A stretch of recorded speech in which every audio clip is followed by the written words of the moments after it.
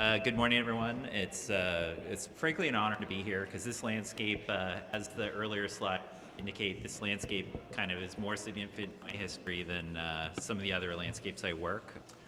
I really came into this area. Well, I've lived in Humboldt for much of my life, but in 2016, I led a California Forest Soils Council field trip to the north in the Eel, and that started cementing a series of relationships that were super important in my trajectory subsequently. And really, I see myself as co-evolving with this community that's facing this climate emergency. Where I kind of found myself was realizing that the need to essentially capture the political economy that is trying to develop forest resilience work. That across the state we're having different communities are kind of coming up with their visions for what their future should look like in their relationship to their forests, their relationship to their natural resources. Southern Humboldt and Northern Mendocino has like a unique history with, essentially the New Settler movement taking this unique bioregional vision. And there's like a history to that is really important. Subsequent to 2016, I got kind of integrated with Institute for Sustainable Forestry, and that community was really kind of instrumental in several projects that have evolved subsequently. Jeff Hedin and I,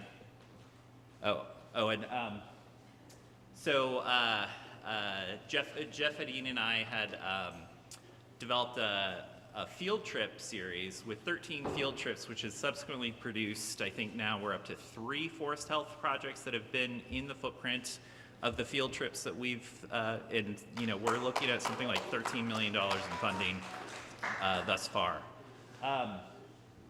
So I'm currently working for the Watershed Research and Training Center. I do regional spatial fire planning for about 13 counties, and particularly I facilitate collaborative agreements with the Forest Service, with particularly 4 units of the Forest Service. But I also run a geospatial shop that kind of facilitates strategic planning for community-based organizations.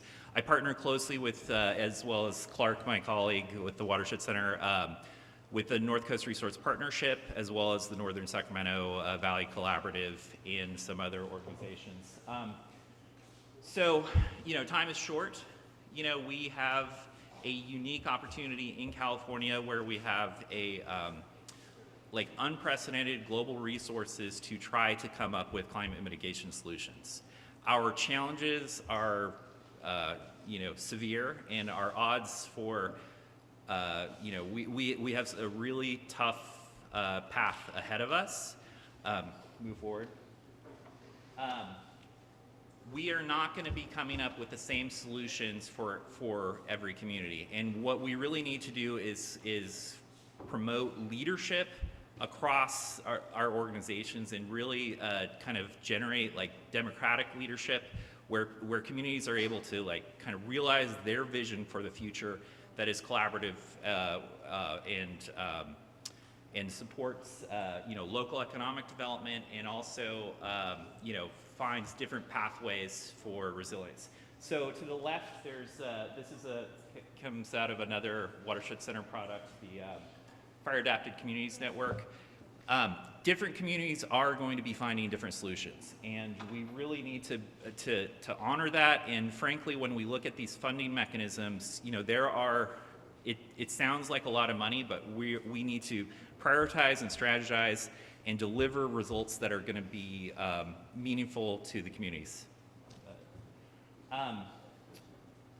Keep moving. LiDAR.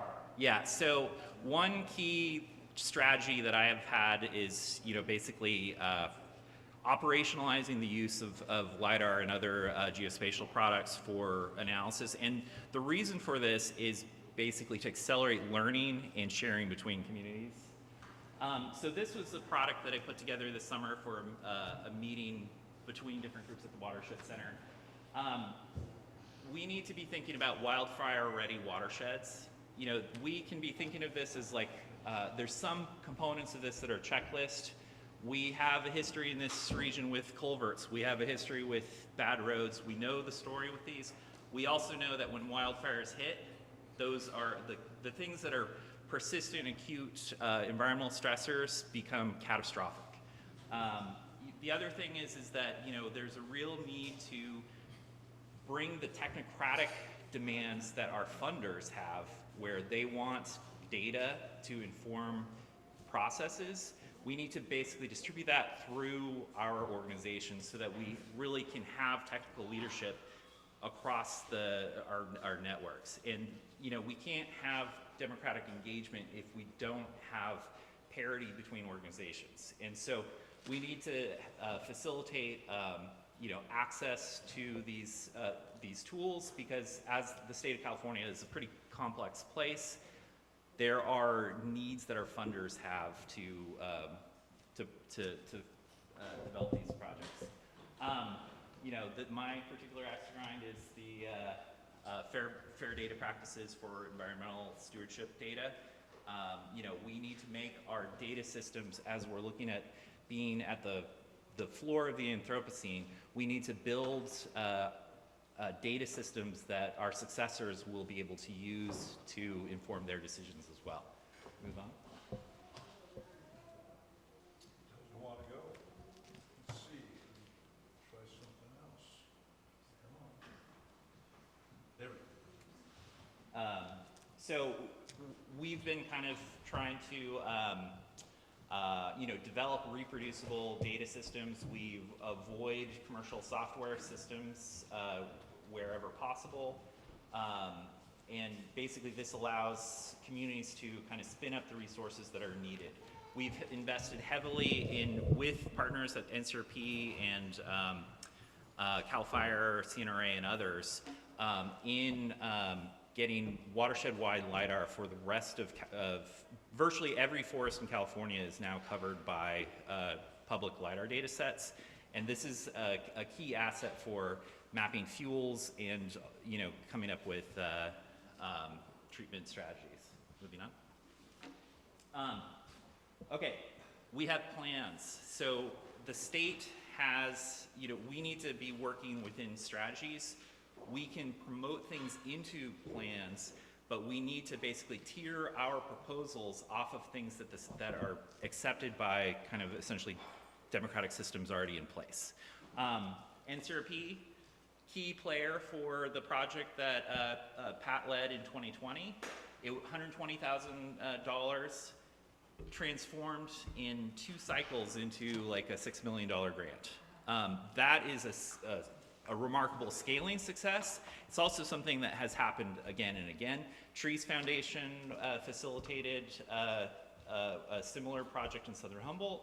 Atoll Restoration Council, Mid-Klamath Watershed Council.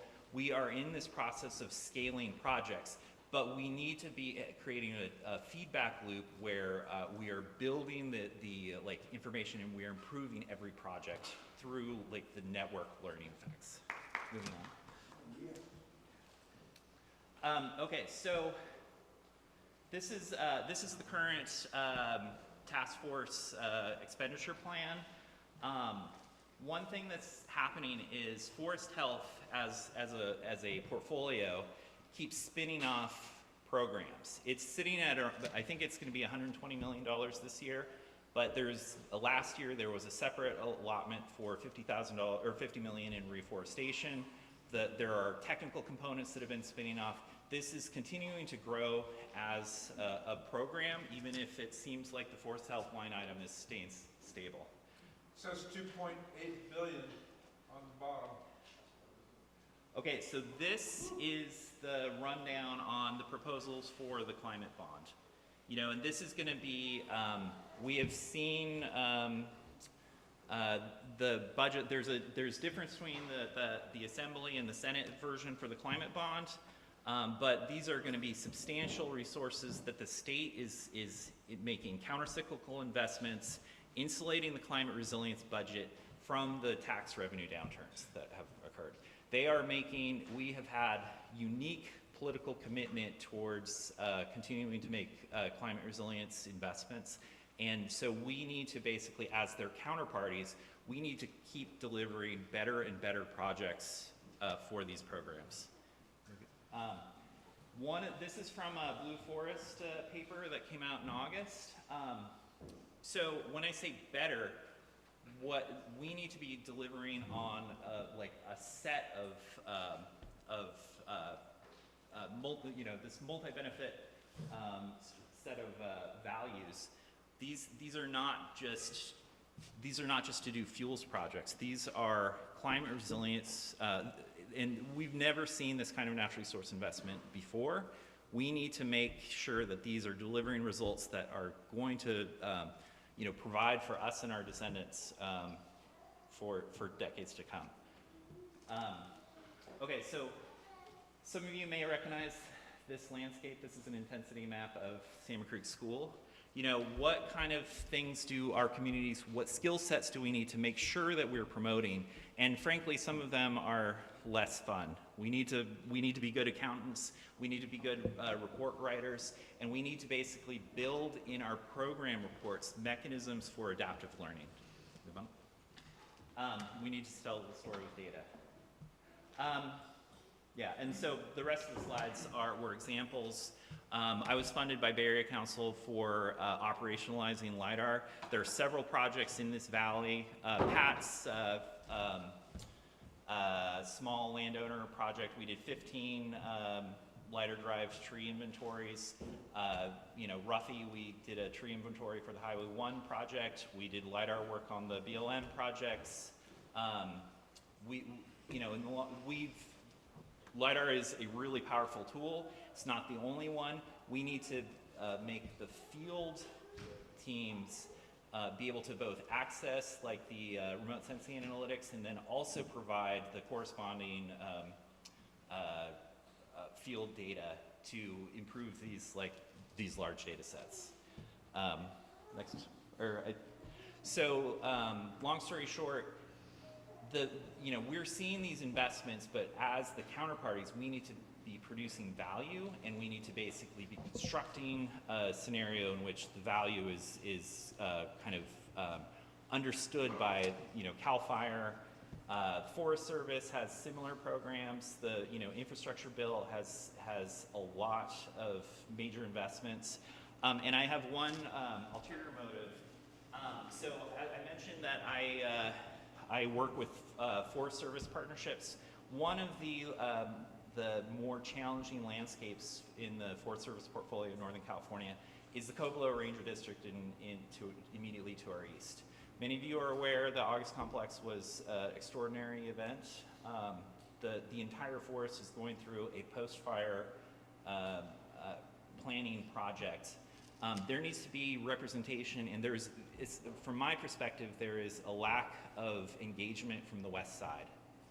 And I would love to see, as we are building out these community-led forest resilience projects, it would be fantastic to see stronger engagement with the Mendocino National Forest to kind of allow it to recover in a path that honors the experience of the community on the west side.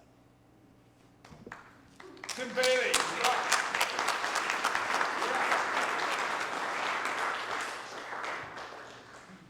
Jeff. So Tim, is there any funding beginning to emerge for maintenance of the shaded fuel breaks that are already on the ground? Right. I know in the Red Mountain project, as I walk it, it's clear that we should be at least running pilot projects right now, starting the maintenance as the first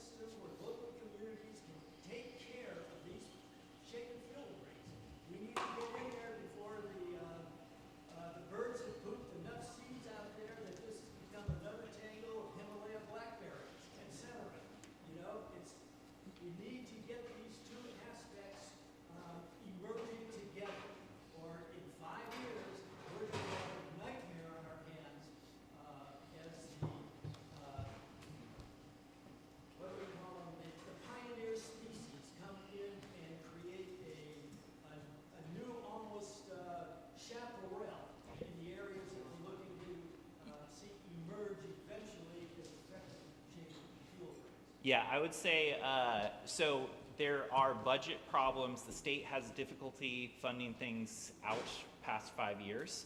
I would say that is like a very compelling argument to put forward either through fire prevention or forest health.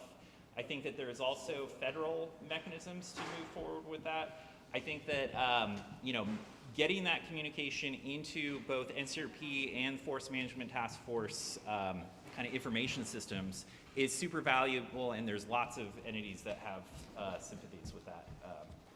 And one other thing, something is kind of hot off the presses right now.